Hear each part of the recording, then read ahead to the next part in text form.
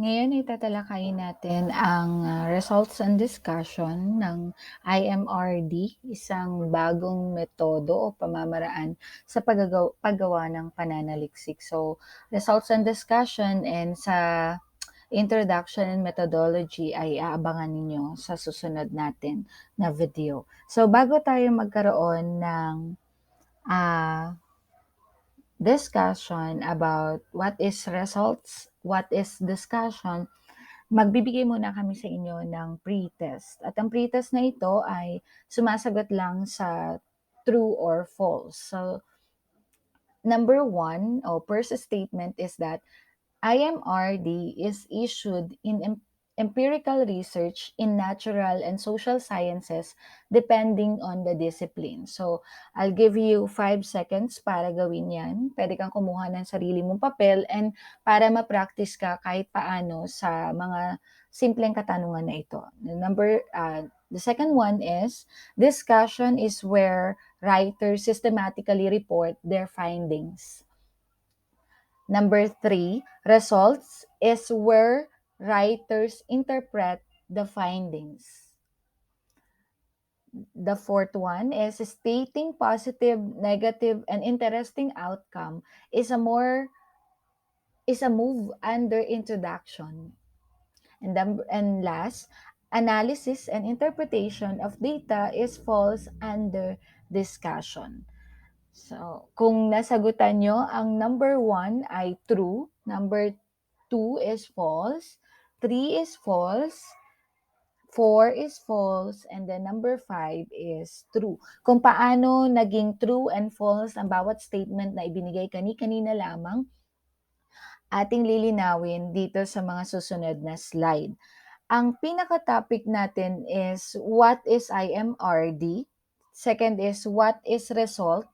Kapag nasa konteksto ito ng IMRAD, kung tawagin. Number 3 is what is discussion in IMRAD 2. Number 4 is what are the ways in making the results and discussion.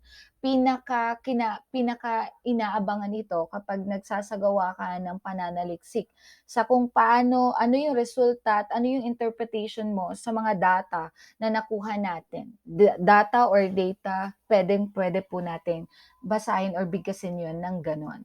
So, alamin natin, kapag sinabi natin na IMRAD, kilala siya ng IMRAD, and kung minsan yung A ay napag-iisipan natin, bakit ba IMRAD? Yung iba binibigkas siya as IMRD lang. So yung IMRAD refers with a structure na instruction, method, results, and then end, discussion. Kapag sinabi nating IMRD o Instruction Method, Results and Discussion, tama yung sagot natin kanina. It is used in empirical research in natural and social sciences depending on the discipline. So kahit anong disiplina man 'yan, mapa journal, mapa humanities or social sciences, pwede po natin gamitin yung IMRD na ito. And it could be a journal, yes, yung ginagawa natin madalas na kapag ka nagbasa ka na ngayon ng research, naka-journal type, article type, and the nature of the study, the results and discussion, and even the conclusion ay makikita natin dito sa IMRD nga na ito. Mag-vary kung paano natin na-organize yung ating research, pero sa part lang 'yan ng result and discussion. Hindi naman ibig sabihin na si introduction mapapapunta sa dulo, si discussion mapapapunta sa una. So, hindi naman 'yun yung pinakang magugulo natin sa flow, kundi dito lang sa part ng result and discussion. Minsan kasi ganito natin siya pinapakita or ipine-present. Puwede tayong magkaroon ng tatlong option para para makita natin kung paano naisusulat yung result and discussion. Una, puwedeng pagsamahin natin yung discussion at yung conclusion mo sa kabuuan ng iyong research. Parang unang paragraph is just the result, and then the second paragraph is discussion and conclusion, magkasama na. Minsan kasi talagang binubuo lang tayo ng tatlo. Ang una ay yung result, tapos susundan natin ng discussion, siyempre meron pa tayong conclusion na hindi man nakasama dun sa mga major na IMRD na representation, alam natin na magko-conclude at conclude pa rin tayo sa kabuuan ng ating research, no? So, first option natin is that result and then magkasama yung discussion at conclusion. Second option, pwede natin na pagsamahin na sa unang paragraph yung result and then discussion, tapos mga 5 pangungusap or 4 o 3, depende sa inyo kung ano yung kung dun sa dulong bahagi yung conclusion naman natin. So, linawin ko, unang option is 2 paragraph na ang first paragraph is just the result and then the second paragraph is the discussion and the conclusion. The second option is that result and discussion ay magkasama and then ikalawang paragraph natin is just the conclusion. Then the third option ay magkakahiwalay po sila. Ito na yung papasok na 3 paragraph. Alam mo na yung unang paragraph ay result, yung ikalawang paragraph ay discussion, and then yung ikatlong paragraph ay conclusion. So, pwede natin pong gawin yung ganitong pamamaraan kapag gumagawa na tayo ng sarili nating result and discussion sa ating pananaliksik o research. Now, alamin natin what is results. Ito ba yung simpleng bunga lang ng isang situation? So, titingnan natin paano ba ito ginagawa, paano ba ito inilalahad ng maayos. Lalo't higit na ang pinag-uusapan natin dito is research. Hindi basta-basta sitwasyon lang na kailangan mo ng resulta. So, what is result? Sabi rito, a writer systematically report their findings. Ganun lang siya in general na statement na yung writer systematically report their findings. Nire-report lang kung ano yung nakita, kung ano yung findings doon sa inaaral mong problema. So, o kaya kung ano yung naging, yun na, resulta ng data na pinapakita dun sa pag-aaral na yun. Sabi rito, meron pa pong ibang kahulugan na pwede nating gawing batayan para pag gumawa tayo ng result ng isang research ay maayos yung gawa natin. Una, it answers specific problem of the study. Bawat research, nag-uumpisa tayo sa mga statement of the problem. Yun yung tinatawag natin o tinatawag ng iba na ano yung SOP mo pag tinanong ka. When they say SOP, it means statement of the problem. So, kailangan sa result ay sagutin mo yung bawat statement of the problem na inilagay mo sa research. Hindi pwedeng lagumin mo agad. Kailangan isa-isahin mo kung ang tanong ay ano ang kinalabas sa ano ang resulta ng mga mag-aaral sa paggamit ng online na class. The second statement of the problem ay yung resulta naman ng hinahanap mo yung resulta ng mga mag-aaral na gumagamit ng module. So, tinitingnan mo at some point or maybe talaga na positive ba or negative yung epekto ng dalawang moda na online at modular. So, kailangan sagutin natin yun pagdating doon sa result. Second meaning is that you represent your findings.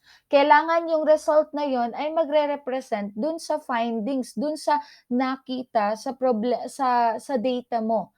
Hindi pwedeng iba yung lumabas kasi mali na at hindi na makatotohanan yung research na ginagawa natin kapag hindi yun nagre-represent dun sa findings ng pag-aaral. The third is that only the findings and not the explanation o kaya ay yung commentary on the findings. So, findings lang, hindi natin kailangan na i-explain kung ano yung findings na yon. Kung ang lumabas is positive and then you write it, positive. Ganun lang.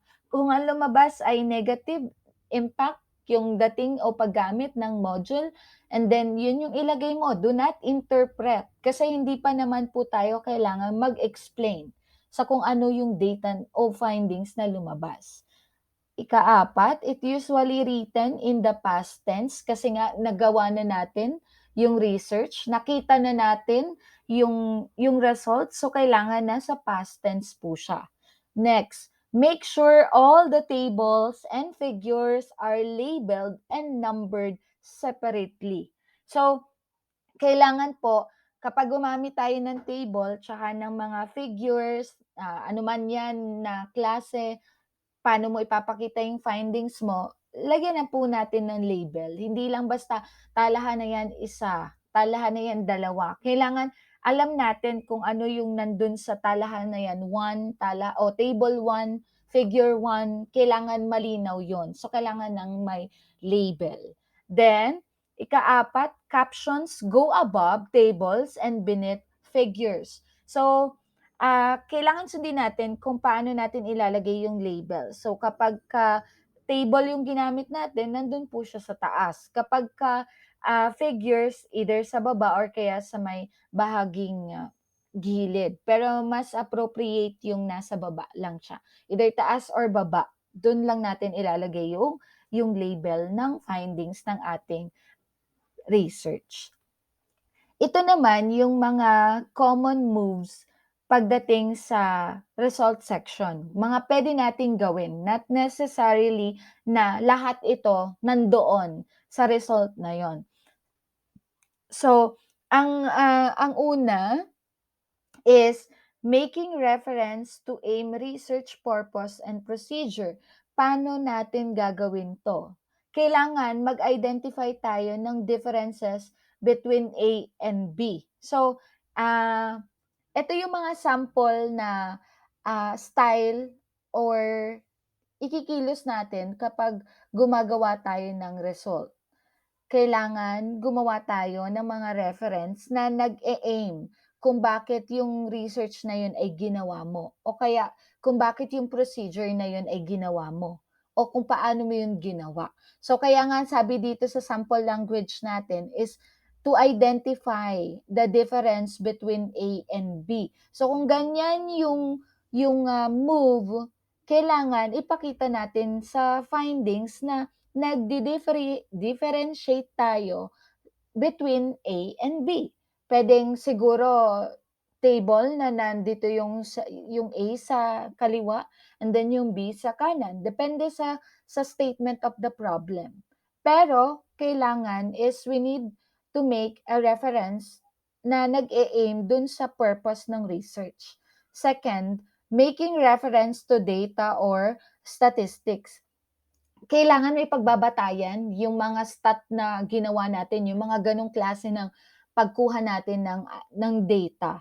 So, letter A, referring to data in table or charts. Yung mga kataga na yan, pwede nating gamitin para mag-angkla yung findings doon sa isang specific table, doon sa isang specific na chart. Meron tayong stilo kung paano natin mauugnay yung findings dun sa table. So, pwede tayong gumamit ng mga ganitong moves. Letter B, emphasizing significant data trends in table or charts. So, pwede na nating kunin itong mga language na nasa third row para madali paggagawa tayo ng findings or kaya table. For example, language is that Figure 1 compares the results obtaining from the preliminary analysis of X. So, only stat people ang nakakaunawa ng mga ganitong mga terminology. But in us na Filipino major and qualitative research, most of the time yung ginagawa, wala talagang value ng X and Y yung lalabas sa mga pananaliksik namin. So, kayo na ang bahala dyan sa mga ibang listener kung ang mga research nyo is under mixed method and quantitative research. puwedeng-puwede niyong gamitin yung mga language na 'to para madali at hindi na kayo mag-iisip kung ano pa yung mga terms na gagamitin niyo, statement na gagamitin niyo para mabilis yung pagpapakita ng result or findings ng isang problem. Second, sample is figure 10 demonstrate a clear trend of decreasing. As teacher, parang nakikita ko dito yung mga susing salita na kung tawagin para mas madali natin, maipaliwanag at maipakita yung findings ng isang research. Gumagamit ng mga adjective or kaya ano ba, verb siguro para ano, para madali ma-identify na nagde-demonstrate pala yung table na 'to ng ganitong klase ng problema, nagko-compare itong table na 'to ng idea mula sa unang ideya patungo sa ikalawang ideya kasi merong mga susing salita kagaya ng compare, kagaya ng demonstrate, kagaya ng difference dito sa mga sample language at maganda yon na alam natin na gagamit pala talaga tayo ng gano'ng term, okay. So next, other move is evaluating the result. Kailangan nating i-evaluate yung result nung ating research. Paano natin yung gagawin? So, una, style na gawin natin kapag nag-e-evaluate tayo is we need to state the positive result first. Gano'n naman, even 'pag nagbibigay tayo ng mga comment or suggestion, 'di ba, sa mga simpleng, ah, agenda, kailangan mong tingnan muna yung positive na nakikita mo bago mo ilatag yung negative idea na nakikita mo doon. Kasi para hindi naman ma-discourage yung tao at the same time, para alam nila na hindi naman sila hinahanapan lang ng butas kundi meron at meron silang nagawang maganda and yun yung dapat katangian natin kapag nagbibigay tayo ng mga komento, maliit mang komento 'yan or malaking usapin yung kailangan ng iyong opinyon. So, 'pag nag-e-evaluate tayo, una is state the positive result, second is the negative, and then you highlight the interesting and surprising part ng resulta. Hindi yung maiiwan na lang sa kanila o tatatak na lang sa kanila yung negative na comment mo. Ay baka matandaan ka rin na, yang commentator na yan ay laging negative magbigay. So, hindi maganda. Baka kapag ikaw ay judge, kinuha as judge, di ka na kunin kasi parang lagi yun yung naging tatak sa'yo. So, magandang katangian rin 'yan as human na positive, negative titingnan natin and then siyempre magwakas pa rin tayo dun sa interesting at surprising result na nakikita natin, tao man 'yan or research man 'yan. So, paano yung mga sample language para mabilis nating masabi yun o maibigay yung result na yun. So, letter A, sabi dito, "Strong evidence of X was found when" So, 'di ba, positive naman talaga 'yun kasi may nakita. Kasi merong hindi mo lang basta sinabi, "There was no evidence that X has an influence on." 'Di ba, parang agad-agad wala na, parang wala na agad pag-asa. So, maganda yung mga sample language na nakakita natin ngayon sa table. Then letter C, interestingly, X was observed to 'yan. So, 'yang mga 'yan ay malaking tulong para hindi natin, ah, ma-degrade agad yung mga taong lalo na kapag nagsisimula pa lang as researcher. Next. Ayan, reporting survey and interview findings. So, ire-report natin kung ang estilo na ginawa natin sa paghangalap ng datos ay survey at saka interview, kailangan ilatag din natin kung ano yung result na yon o findings na yon. So, kung paano, ito yung gabay. Ang una is reporting response rate. Paano natin makikita yung o masasabi yung rate ng response. So letter A, sabi dito sample language is that respondents were asked to indicate whether 'di ba? Yung ganyang sample ng language ay nagsasaad ng response ng mga, respondent. Then ikalawa, reporting proportion. 70% of those who were interviewed indicate that may mga bilang na merong bahagdan. Kailangan ilagay din natin yon kapag survey at interview, yung ginawa natin. Number 3 o letter C, reporting theme.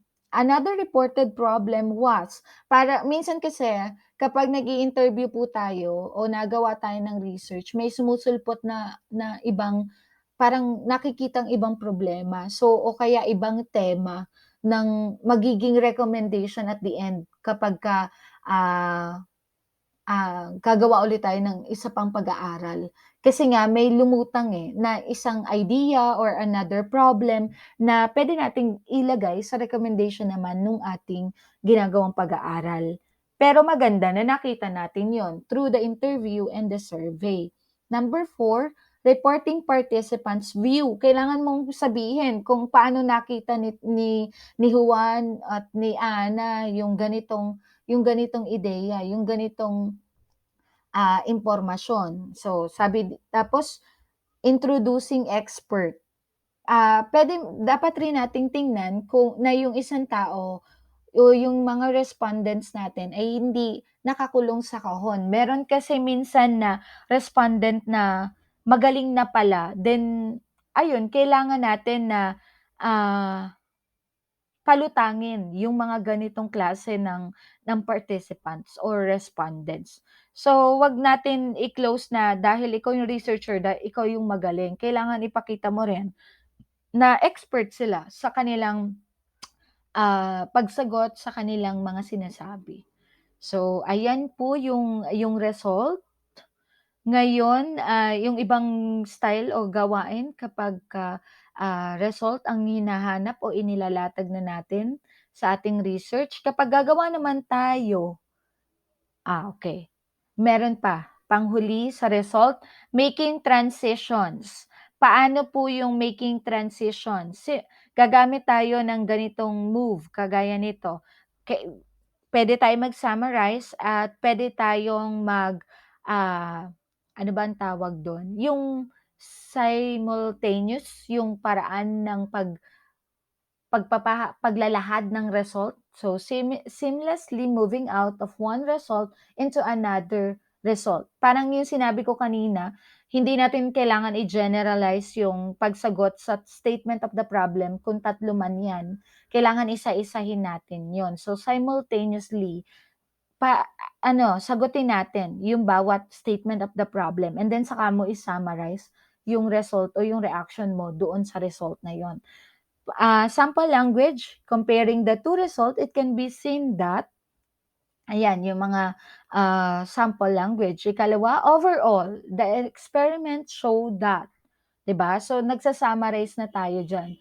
Ibig sabihin, gano'n tayo parang maghahati-hati ng mga pangungusap natin. Hindi basta sinagot natin yung una, jump tayo sa dulo, balik ulit tayo sa ikalawang statement of the problem, and then general ulit natin o lahatin ulit natin. So, medyo magulo. Ngayon, itong move na 'to itinuturo para matutunan mo yung magandang daloy at maayos na daloy kapag naglalahad ka ng resulta ng iyong pag-aaral.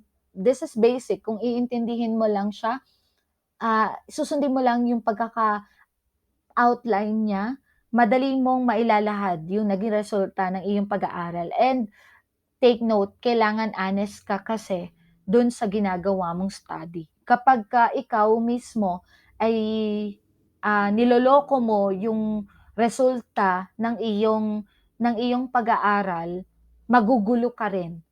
Pagka ini-interpret na yung findings at the same time yung flow na ilalahad mo sa result. So, yun po yung paalala. Next, what is discussion? Simple. Ang discussion, dito tayo nag-i-interpret. Kanina, ang bilin sa result, do not interpret, do not explain. This time, it's your job para i-explain sa amin at i-interpret interpret yung findings nung result na yon. Okay? So, in discussion, we interpret the findings. Other definition, other ideas of discussion, this is the limitation of study. Okay? Ikalawa, it analyze and interpret the data. So, gaya ng sinabi ko kanina, in-interpret, pero syempre, ina-analyze din po natin. Sinusuri, kumbaga sa Tagalog. Implications, pinapakita natin. Conclusions, nandiyan na. Kaya dun sa tatlong ways, 'di ba, ng paglalahad ng result and discussion, option 1, 2, 3, it's up to you kung paano mo ilalahad. And makikita natin sa discussion na nandiyan yung conclusion. Nasabi ko rin pahapyaw kanina yung recommendation. Bakit yung recommendation ay nasa bahagi na ng discussion?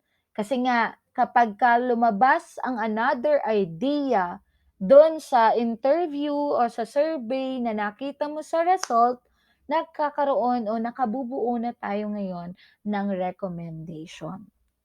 At panghuli, use the limitation as reasons to suggest additional future research. So, yun na nga yun. Yun yung recommendation po.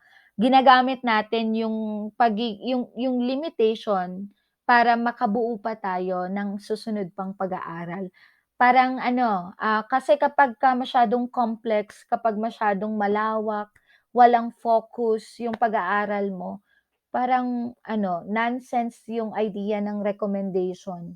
Para kang sumisid sa dagat na dapat sa ilog lang kasi may kukunin ka lang namang isang bato. Ang ginawa mo, bato yung hinanap mo dun pa sa dagat na napaka-imposible kasi ang lalim, ang lawak, hindi mo alam kung saan yung hangganan.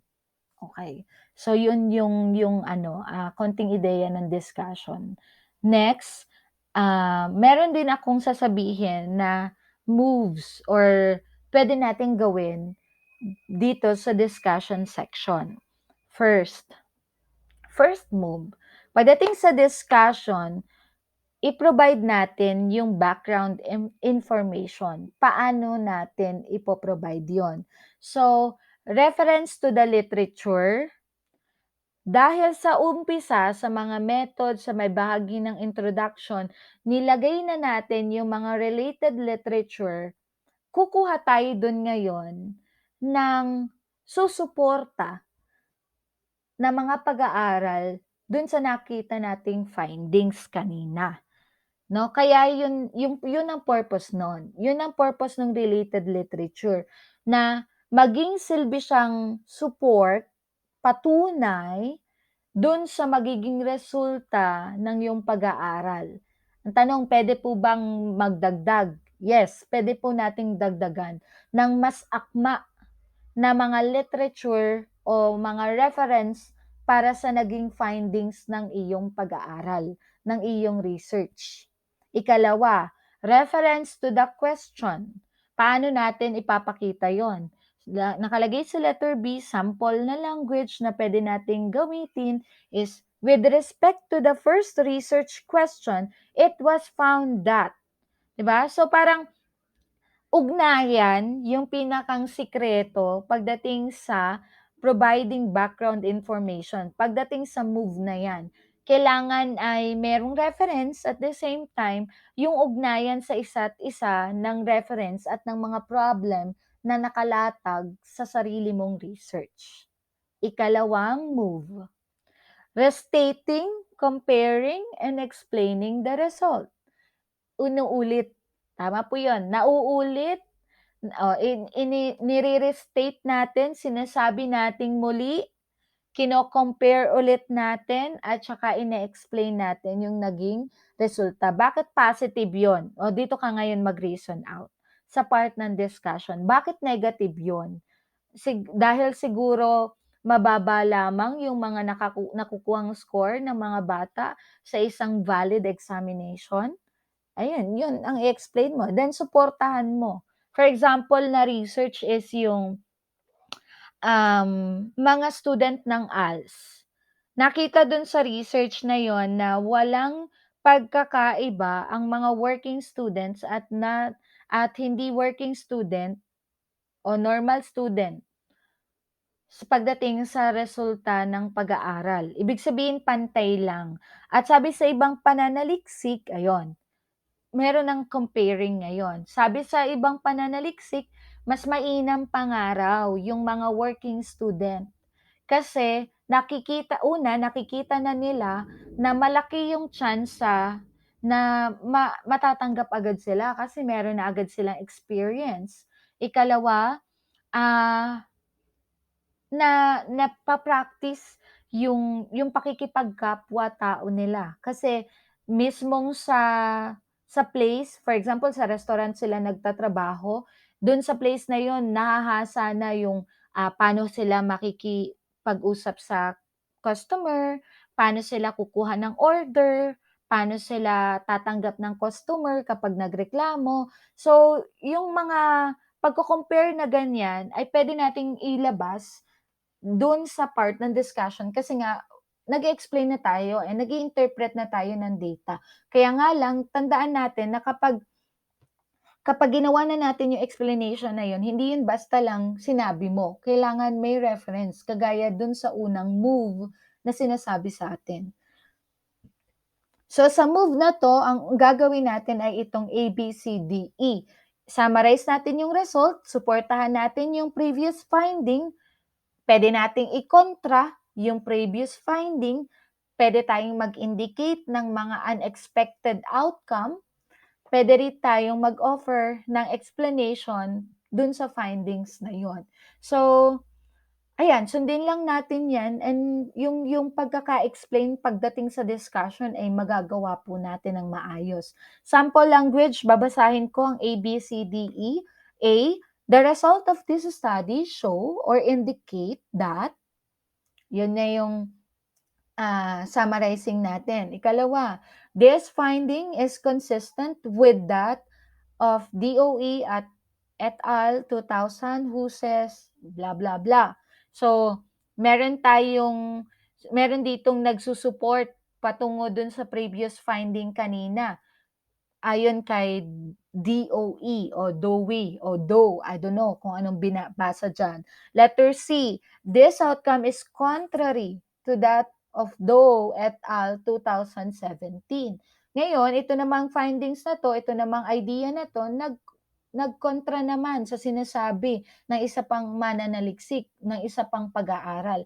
And hindi po 'yun mawawala kasi unang-una, tandaan natin, ang tao ay hindi magkakatulad. Even sa pananaw, even sa pananamit, even sa psychology 'di ba, sinabi, "No two individual are exactly the same." So dun pa lang, alam na natin na may kokontra at may kokontra, depende sa kanilang natutunan at napag-aralan sa sarili rin nilang research. Hindi naman po 'yan, ilalagay yan diyan as reference kung talagang hindi maayos yung kanilang ginawang pananaliksik or kung hindi nakita sa research nila na sumasalungat yung ginawa nilang pag-aaral sa pag-aaral na nakikita mo. Next, one unanticipated finding was that, ayan na, dyan yung time na nag-i-indicate tayo ng unexpected outcome. Pwede natin gamitin yung language na yan, yung paunang salita na yan. Then letter E, this discrepancy could be attributed to. So, mayroon kasi minsan na pagkukulang. So, kailangan i-cite pa rin natin yun and then ayan, puwede tayong gumamit ng mga parang mas magagalang at maayos at formal na mga salita para maayos yung paglalahad po natin. So, tandaan ninyo itong mga move na 'to. Now, dalawa na lang ang move puwede nating gawin sa discussion. Ang una, ang second to the last is advising cautious interpretation of findings and then suggesting general hypothesis. So, advising cautious interpretation of findings, sample language na gagamitin natin dyan. Although exclusion of X did not, this result should be interpreted with caution. So, parang para lang safe. Para safe din tayo kapag po tayo ng explanation. Kailangan maglagay tayo ng kumbaga sa mga videos ng mga disclaimer. O dito may pag-iingat dun sa sinasabi mo, 'di ba? For example, vaccine, medyo mainit na usapin 'yan lalo't nagka-issue ng Dengvac siya sa Pilipinas. So, kailangan yung another na vaccine na ibibigay naman natin sa mga tao, sa maraming tao, medyo cautious tayo do'n. Kapagka sinabi natin anong effect do'n, parang maingat lang tayo kapag nag-e-explain at nag-i-interpret ng mga data. Kasi baka makuha sa atin yung mga maling information and then kakalat at kakalat yan. Kasi una, research to. So, ang unang tingin nila ay itong babasahin na to mapagkakatiwalaan. So, kailangan mag-ingat talaga po tayo dun sa terms at sa mga suggested na interpretation and explanation ng ating findings. Second is, last is suggesting general hypothesis. Paano natin ginagawa yon? Pwede tayong gumamit ng sample language. It is therefore likely that connection exists between. Okay, so tinitingnan yung hypothesis at kung ano yung magiging suggested na idea natin dun sa hypothesis na yun. Marami namang sample language, pwede nyo naman yung baguhin. Sa Pilipino, medyo mapaglaro naman sa mga salita, pero hindi kami gumagamit naman ng mga pampanitikan na salita. Kailangan formal na salita kapag research yung sinusulat. Dahil qualitative nga po kami, so talagang Filipino din yung wika namin as major in Filipino, hindi namin ginagamit 'to, pero kaya namin bumuo ng another sample language para sa end namin, para maging maayos din po yung nilalahad naming discussion. So now, analyze the result and discussion addressing the following question. I think this is yan. Puwede na natin yang ano, basahin na lang po ano. So ito yung sagot natin kanina, balikan lang natin. Una, IMRD is used in empirical, in natural, and social sciences depending on the discipline. Kauna-unahan ko po yung sinabi kanina, kaya tama po, true yung sagot. Ikalawa, discussion is where writers systematically report their findings. Hindi po yung systematically report their findings, sabi natin ay result. Then number 3, where writers interpret. The term interpret, discussion po yan. That is why false ang number 2, false din ang number 3. So bakit kaya false ang number 4? Stating positive, negative, and interesting outcome is a move under introduction. Hindi natin tinalakay yung introduction, so hindi po pwede na talagang ang pag-state natin ng positive, ang pag-state natin ng negative, ang pag-state natin ng interesting part ay nandun agad sa introduction. Kasi wala pa tayong nakitang findings. Paano ka pupuri ng positive at negative? Paano mo kukunin yung interesting idea kung wala ka pa namang nakikitang resulta? So, number 4 is false. Then number 5, analysis and interpretation of data is false under discussion. Yes, yung analysis and interpretation, that's the second definition na ibinigay ko sa inyo about discussion. So yun lang, dito tayo magtatapos sa konsepto ng IMRD, and ang lahat ng aking idea ay galing po dito. Dito po. Kapagka ilalagay ko na lang yung link ng PowerPoint presentation, and then puwede niyong makita yon at para mabilis na makuha niyo rin yung information na yon. So, thank you for listening.